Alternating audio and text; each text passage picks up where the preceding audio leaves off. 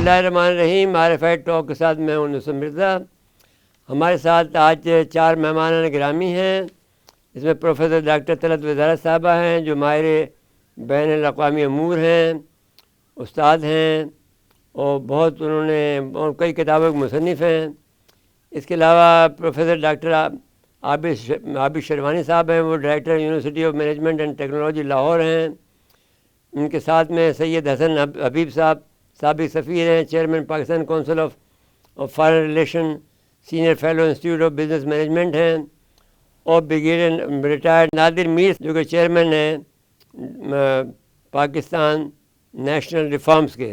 जी असर हज़वी साहब, अस्सलाम वालेकुम। वालेकुम अस्सलाम। जी फरमाएं, ये जो वाक़या हुआ है ये कोई बहुत अजीब नहीं है कि यूक्रेन ने साइबेरिया में जो रूसी एयरबेस था उस पर हमला किया और 40 से ज़्यादा तैयारों को तबाह करने का दावा किया है। इस पर आप क्या तबसरा करेंगे? बहुत शुक्रिया मिर्जा साहब। पहली बात तो ये है कि ये लॉन्ग टर्म प्लानिंग के तहत ये वाकया किया गया है। तकरीबन 1.5 साल की प्लानिंग और उसके चीज़ों के मूवमेंट के बाद ये किया गया है। उन्होंने 4 एयर बेसिस पे हमला किया था जिनमें लॉस हुआ है 2 बेसिस पर। अब इस तरह के वाकयात हो सकते हैं जंग में, लेकिन अगर आप ओवरऑल देखें तो ये 3 साल से ज्यादा से जंग जारी है और पूरा यूरोप एक तरफ है, अमेरिका भी उनके साथ है और रूस अकेला है। तो जहां रूस में कोई कमजोरी है जो यूरोपियंस को पता है बिकॉज उनका फोकस है, तो वहां इस तरह का वाकया हो जाता है। ये पहला वाकया नहीं है, इससे पहले कई पुल तबाह किए गए हैं इसी तरह से। जो उनका फ्लीट था उसका कम्युनिकेशन हेडक्वार्टर उड़ाया गया है। तो ये कोई नई चीज नहीं है, नंबर 1। मतलब इसको सेकेंडली कोई ये अहमियत है न दें कि आप, ये यानी ये नहीं तो नहीं बड़ी नहीं, बात। मेरा मतलब ये कि साइबेरिया में जाकर मारना कोई मामूली बात है? नहीं, वो बिल्कुल सही है बात आपकी कि जो डिस्टेंस है वो कमाल का है कि उन्होंने एक को कोई 4,300 किलोमीटर अपने बॉर्डर से दूर जाके मारा है। दूसरा जो ओलिनिया है वो कोई 1,800 किलोमीटर है। तो ये कमाल तो बहुत बड़ा है, लेकिन ये वाहिद वाकया नहीं है। इससे पहले भी रशिया के खिलाफ यूरोप की मदद से यूक्रेन ने इस तरह के वाकयात किए हैं। तो मेरा मकसद ये है कि वाकया तो बहुत बड़ा है और इसमें जो स्ट्रेटेजिक बॉम्बर्स हैं, जो लॉन्ग रेंज बॉम्बर्स थे, अगर वो 30% तबाह हुए हैं जैसे कि CNN और दूसरा मीडिया कह रहा है, तो ये रशिया का बहुत बड़ा लॉस है। पैसे के अलावा भी कि ये स्ट्रेटेजिक बॉम्बर अमूमन लॉन्ग रेंज बॉम्बर होते हैं, वो किसी वक्त भी यूज हो सकते हैं किसी के खिलाफ। और रशिया ने इनको काफी दूर रखा हुआ था। यही यूज करता था वो आगे जब यूक्रेन पे बॉम्बिंग ज्यादा करनी होती या मिसाइल मारना होता था। तो लॉस तो रूस का बहुत बड़ा है और ये जो लूज कैंपेन है खुद लॉस भी ये है बहुत और ज्यादा। सुबह की भी बहुत हुई है। जी, बहुत ज्यादा सुखी हुई। और अब देखें रशिया इसके जवाब में क्या करता है। कुछ लोगों का ख्याल है कि वो किसी छोटे से मुल्क के ऊपर एक आध हमला करेगा जिसमें कि थोड़ा सा यूरेनियम लोडेड कोई रिस्पॉन्स होगा।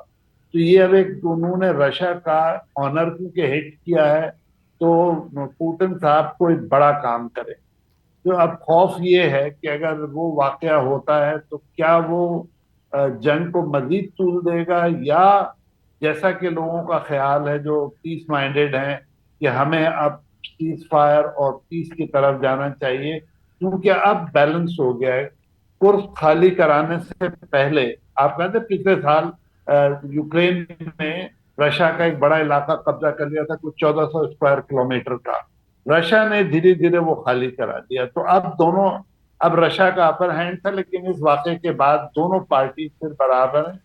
तो ये वक्त है कि रशिया के साथ सीज फायर और फिर उसके बाद वो किया जाए। अब रशिया ने जो कंडीशन दी हैं अभी जो टॉक्स हो रही हैं टर्की में, वो बहुत ज्यादा सख्त है। वो एक तो वो ये चाहते हैं कि न्यूट्रलिटी। न्यूट्रलिटी का मतलब है कि यूक्रेन किसी भी मुल्क से कोई फौजी इमदाद ना ले। वो जो इलाके रशिया क्लेम करता है, और आपको पता है जो ईस्टर्न इलाके हैं जिनमें लोहान्स्क है, डोनेस्क है, जफेरिया है और केरसोन है, इनसे पूरी पूरी फौजें बाहर चली जाएं यूक्रेन। यानी टेक्निकली स्पीकिंग वो इलाके रशिया के कंट्रोल में आ जाए, क्योंकि रशिया ने उनको रियासतों के तौर पे ऑलरेडी तस्लीम कर दिया है। तो एक ये हो जाए, और दूसरे फॉरेन मिलिट्री एड रोक दी जाए, कम्युनिकेशन में एड ना लें, इंटेलिजेंस में एड ना लें, मार्शल लॉ उठा लें, इलेक्शन करा दें। तो ये जो रशिया की पीस की वाली एफर्ट्स हैं, इनकी कंडीशन इतनी हार्श हैं कि यूक्रेन कभी भी कबूल नहीं करेगा। लेकिन अगर हम इसी कैंपेन पे वापस आए जिस पे आप बात कर रहे थे, तो ये कमाल तो बहुत बड़ा है कि पहले इन्होंने अपने ड्रोन्स को, देखिए लॉन्ग रेंज ड्रोन अगर ये यूज करते तो वो डिटेक्ट हो जाते। रशिया तो इतना कमजोर मुल्क नहीं है ना, उनका सिस्टम कमजोर है। तो इन्होंने खासतौर पे ड्रोन्स को स्मगल किया टैंकरों में, ट्रकों में, और फिर इन बेसिस के करीब ले जाके फायर किया। तो रशिया का रिस्पांस टाइम कम था, उनके जहाज बाहर खड़े हुए थे रनवे के ऊपर, और वो बुरी तरह से हिट हुए। कम से कम टीवी में 3 या 4 जहाजों को तो सीएनएन ने भी आग लगे हुए दिखाया है, अल जजीरा ने भी कहा है। तो काम रशिया की एम्बेरसमेंट तो बहुत बड़ी हुई है, और रफली कुछ $7 बिलियन का रशिया का नुकसान। तो अब रशिया उसके जवाब में क्या करेगा, ये भी हमने देखना है आजकल में ही। इस वाक़े के बाद में तो जो यूक्रेन का मोराल भी बहुत हाई होगा, यूरोप का भी होगा, और ट्रम्प भी नाराज़ हो गए ना कि साहब मैं प्यूटन से ज़्यादा सख्त हूँ। उन्होंने सख्त ये जुमला कहा है। नहीं देखिए, वो तो ट्रंप साहब की तो सारी कैलकुलेशन ही गलत साबित हो रही है। उनका ख्याल था कि वो फोन उठाएंगे और पुतिन उनकी सारी बातें मान लेगा। पुतिन क्यों बात मान लेगा? देखिए, रूस को हम लोग अंडर एस्टिमेट करते हैं, इसलिए कि हम वेस्टर्न में मटेरियल ज्यादा पढ़ते हैं। रूस की हिस्ट्री है कि वो कॉन्फ्लिक्ट को तब्दील कर लेता है अपने फेवर में, चाहे वो पोलिश इन्वेजन रहा हो रशिया का, नेपोलियन रहा हो, या हिटलर रहा हो। यार एक बात तो सुने, आपकी, हाँ हमारे जो किताबें हैं, हमारी जो प्रिडिक्शंस हैं, इसमें से खसूसन नेमतुल्लाह शाह वली की प्रिडिक्शन है, उसमें एक बड़ी ज़बरदस्त प्रिडिक्शन है, और उसकी प्रिडिक्शन आज तक कोई गलत साबित नहीं हुई है। जी बताएं। देखिए, जैसे कि 200 साल पहले, अभी ये किस्सा तो 800 साल पहले का है हमारे ज़माने से, आपके ज़माने से। लेकिन जब ज़हीउद्दीन बाबर इंस्टॉल हुए थे हिंदुस्तान में, मुग़लों की जब सल्तनत इंस्टॉल हुई थी, तो उन्होंने उनका नाम तक बता दिया था कि इसके बाद ज़हीउद्दीन बाबर होंगे। फिर इसके बाद में उन्होंने बताया था कि वो जो पठान था वो शेर शाह सूरी होगा। शेरशाह सूरी। फिर इसके बाद में हुमायूं होगा, फिर इसके बाद में अकबर होगा। सारे नाम बता दिए थे लास्ट तक। फिर पाकिस्तान का वजूद में होना बता दिया था, फिर पाकिस्तान का जाना बता दिया था, 65 की जंग बता दी थी, फिर पाकिस्तान की मजबूती बता दी थी, पाकिस्तान का एटमी ताकत होना बता दिया था। तो फिर मिसाइलों की जंग होगी। ये जो सब वाक़या जो अभी जो हुए हैं, ये सारे वाक़यात उन्होंने जिक्र कर दिए हैं। उन्होंने ये भी कहा है कि एक रे नामी मुल्क जो है, एक अलिफ नामी मुल्क को जो सफ़े हस्ती से मिटा देगा, वो फिर कभी तारीख का हिस्सा हो जाएगा कि ये कोई नाम का अलिफ नामी मुल्क कभी दुनिया में था भी या नहीं था। अब उससे हमारा जो अंदाज़ा है कि वो तो क्या, तो अमेरिका है। अमेरिका तो उस वक्त था नहीं जिस वक्त नेमुद्दीन शाह वाली ने तो ये की थी। तो अब तो वो तो इंग्लैंड ही है। तो अब आपको ये ख्याल हो सकता है कि वो जो आखिरी जो ये, और इनकी लाइफ भी जो है कोई 500-700 साल से चल रही है इंग्लैंड की, और इसकी, और जो आज जो थर्ड जो चल रही है, जो ग्रेट गेम चल रही है, तीसरी ग्रेट गेम चल रही है उसके ख़िलाफ़। जबकि अमेरिका उनसे दोस्ती करना चाहता था, लेकिन बरतानिया ने और फ्रांस ने नहीं होने दिया। और ये बरतानिया फ्रांस की वजह से ही और जर्मनी की वजह से ही ये जो कुछ हमला हुआ है उनकी वजह से हुआ है। अमेरिका इसमें शामिल नहीं है। फरमाइए इस पर क्या कहेंगे? जी जी, देखिए बिल्कुल सही आप कह रहे हैं कि इंग्लैंड जो है वो वॉर के जोर पर अपनी कमजोरियां छुपा रहा है। इंग्लैंड फाइनेंशियली और पॉलिटिकली बहुत वीक है इस वक्त, और वो ये सिर्फ चाहते हैं कि किसी तरह से कॉन्फ्लिक्ट वगैरह चलते रहें, ताकि उनके ऊपर से इंटरेस्ट कम हो, लोगों की फोकस कम हो, और इस दौरान ये तिजारत विजारत से या किसी तरह से फ्रांस का जहां तक ताल्लुक है, फ्रांस इस वक्त कमजोर है इंटरनली बहुत ज्यादा। उनके पॉलिटिकल डिविजन सामने हैं और वो नहीं चाहते कि कोई ऐसा कॉन्फ्लिक्ट हो जो उनको मजीद एक्सपोज कर दे। अच्छा हसन हबीब साहब, आप प्रोफेसर डॉक्टर आबिद शेरवानी साहब ने हमें ज्वाइन किया है, director university of management and technology Lahore हैं। फरमाइए आप क्या कहते हैं कि ये यूक्रेन और जो रूस जो मामला हुआ है, एक अजीब वाक़या हुआ है कि 4,300 किलोमीटर पर जाकर उन्होंने रूस के जो है कुछ 4,400 तैयारे को मारने का, 40 तैयारे मारने का बात की है। जो बड़ी अजीब बात नहीं लगती आपको ये है कि वो जाएं कुछ 4,300 किलोमीटर, और वो भी ऐसी जगह पर जहाँ पर जो आप बहुत दूर का इलाका है, और वहाँ जाकर इन्होंने मार दिए हैं। तो इससे इसको क्या आप इसको किस नज़र से देखते हैं आप? तो मैं जो आपने जो जिक्र किया अभी कि यूक्रेन ने जो कई हजार किलोमीटर अंदर जाकर साइबेरिया में, और जी वो भी साइबेरिया में, हाँ जी साइबेरिया के अंदर वहां पे जाके जो उन्होंने ये अटैक किया है, ये इससे अब आप देखेंगे फ्यूचर के अंदर बिल्कुल एक नई डायनेमिक्स आपको नजर आएंगी वॉर्स की। और इसका ये एक चीज हमें ध्यान में रखनी चाहिए कि ये यूक्रेन और रशिया की जंग नहीं, ये रशिया और नाटो की जंग है बेसिकली। ये और ठीक बात नाटो में है। आपको पता है कि 30+ कंट्रीज हैं और जिसकी बैकिंग में जैसे भी आप पहले भी जिक्र कर रहे थे कि जर्मनी और इंग्लैंड, फ्रांस सब लोग शामिल हैं। तो इन सब ने ये प्लानिंग की थी। और दूसरा ये कि उन्होंने जो अपना ये इंटर सर्विसेज का जो निज़ाम बनाया, वहाँ से बहुत सारे लोगों को रशिया में भी खरीद लिया था उन्होंने, उनके पेरोल पे, अभी भी उनके पेरोल पे हैं बहुत सारे लोग। और ये ऐसा नहीं कि वो तो ये पूरा इसकी उन्होंने रशिया बताया की कि वीकनेस नहीं है? फिर इसका मतलब ये हुआ जी जी जी अंदर बहुत से बड़ी खोखला है वीकनेस है। फिर रशिया। जी उनको पता था अगर हम यहाँ से ड्रोन अटैक करेंगे यूक्रेन से तो वो रास्ते में इंटरसेप्ट हो जाएंगे। तो उन्होंने कहा कि ये जो बॉम्बर जिनको उन्होंने अटैक किया है ना, ये बड़े स्पेशलाइज्ड बॉम्बर्स हैं और ये कई हजार किलोमीटर पे जाके अटैक कर सकते हैं।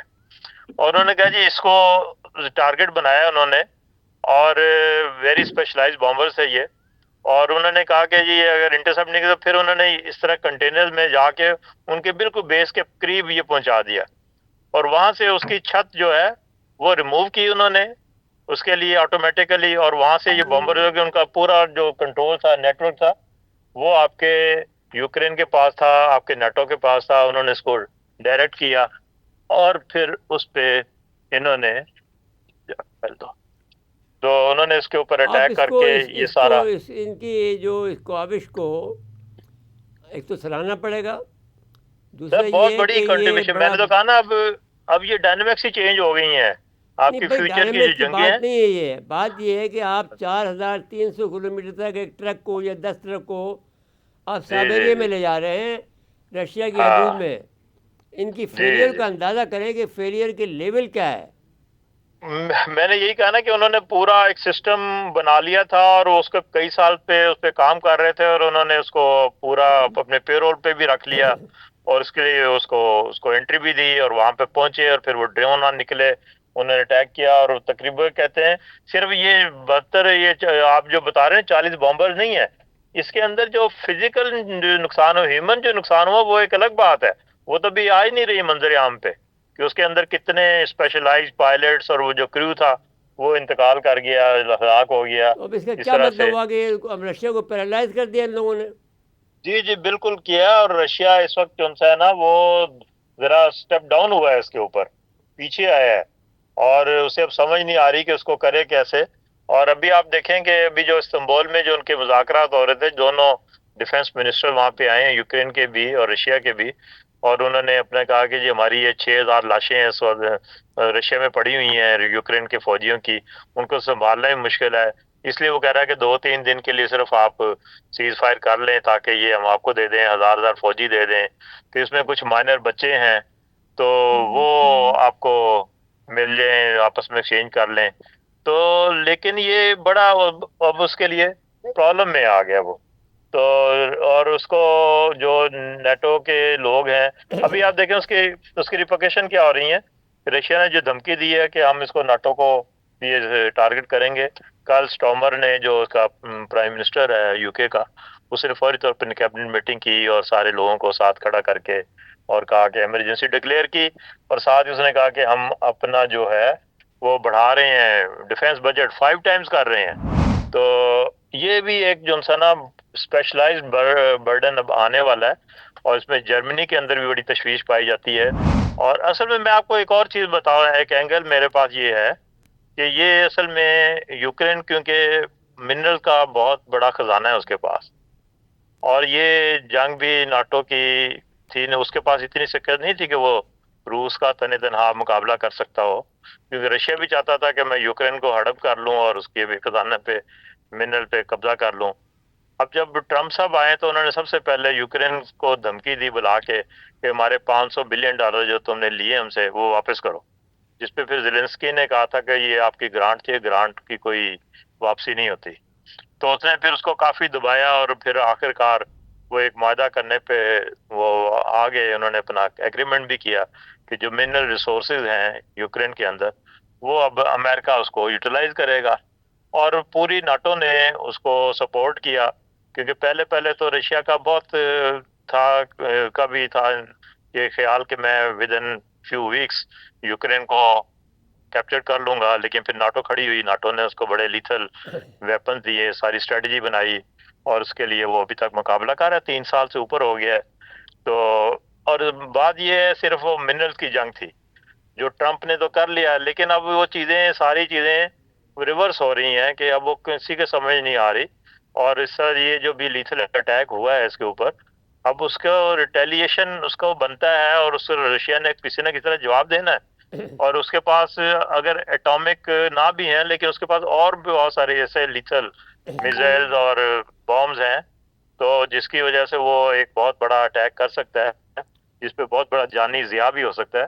और ये एक यानी कि अगर आप एटॉमिक सोर्स ना भी इस्तेमाल करें, और ऐसे बड़े बॉम्ब्स हैं जिसको आप मार के उस जैसा इम्पैक्ट ले सकते हैं, क्योंकि लेकिन अब यूक्रेन मैं तो बहुत आपसे छोटा सा, अगर आप शेख कीव वानी के साहब, ऊपर मैं 2-4 आपसे जो बात करना चीजें चाहता डाल हूँ, देंगे तो कीव ही खत्म हो जाएगा।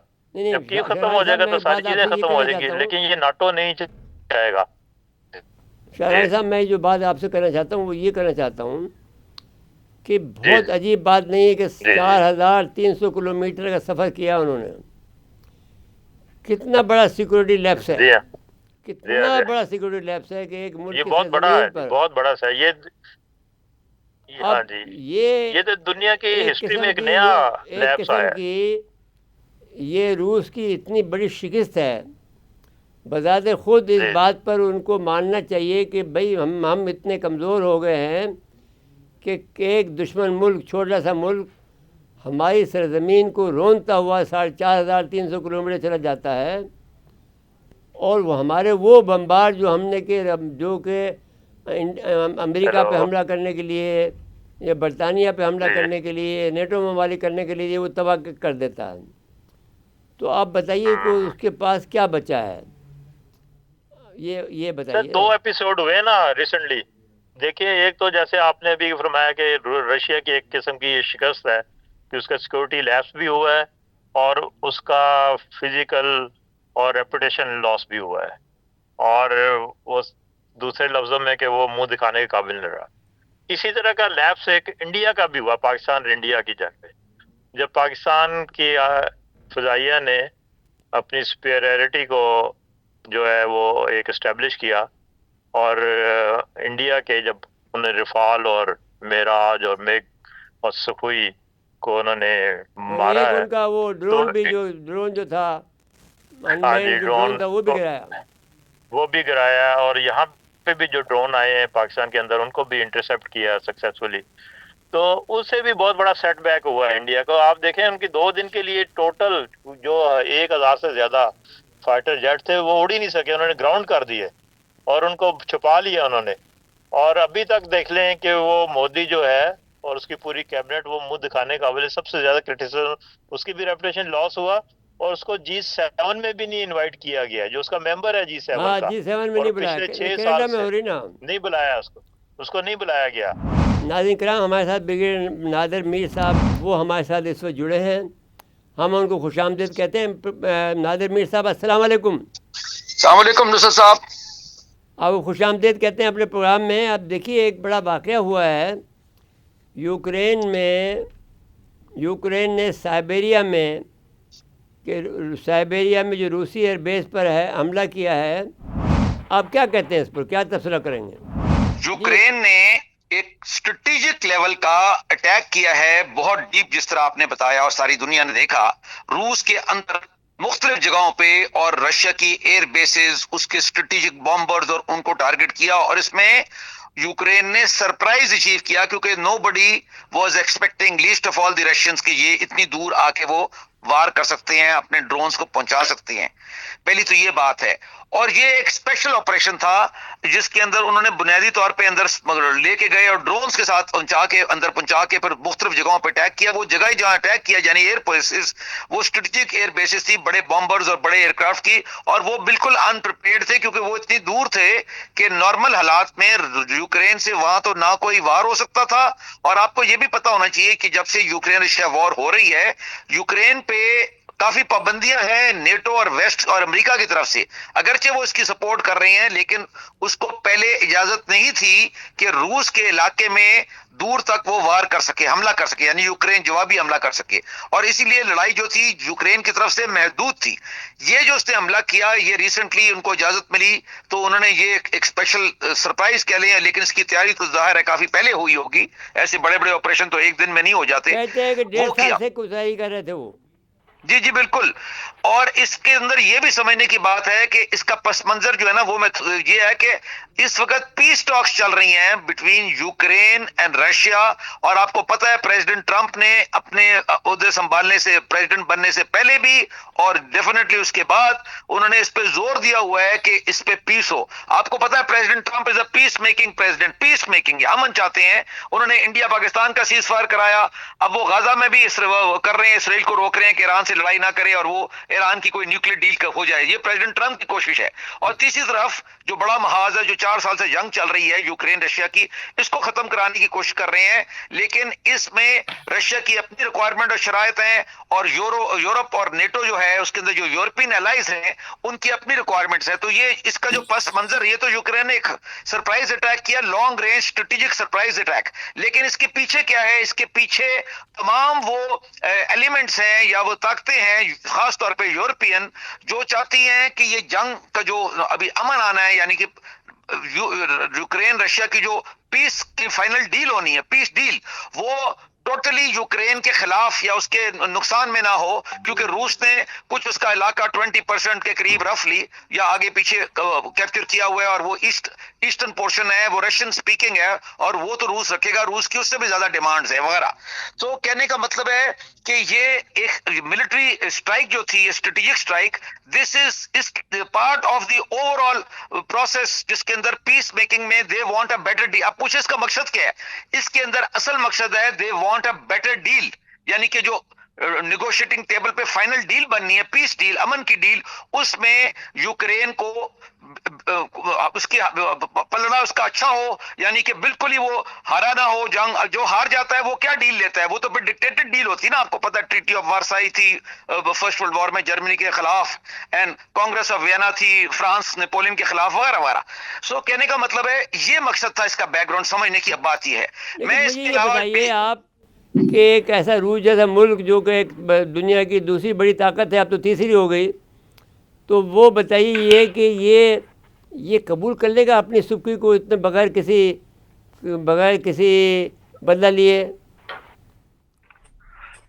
बिल्कुल, रशिया ने ऑलरेडी कह दिया और इसके खिलाफ वो करेगा। और आप ये देखें कि खाली साइबेरिया में स्ट्राइक नहीं हुई, मरमरस्क, वो नॉर्थ में रूस के शुमाल में एक पोर्ट है बर्फों के अंदर, उसके पास भी, मतलब दूर दराज। और तीसरी जगह पे जो दूर दराज रशिया के सिक्योर एरिया से उनकी सिक्योर बेसिस थी, 1800 किलोमीटर है, वो 1800 किलोमीटर है।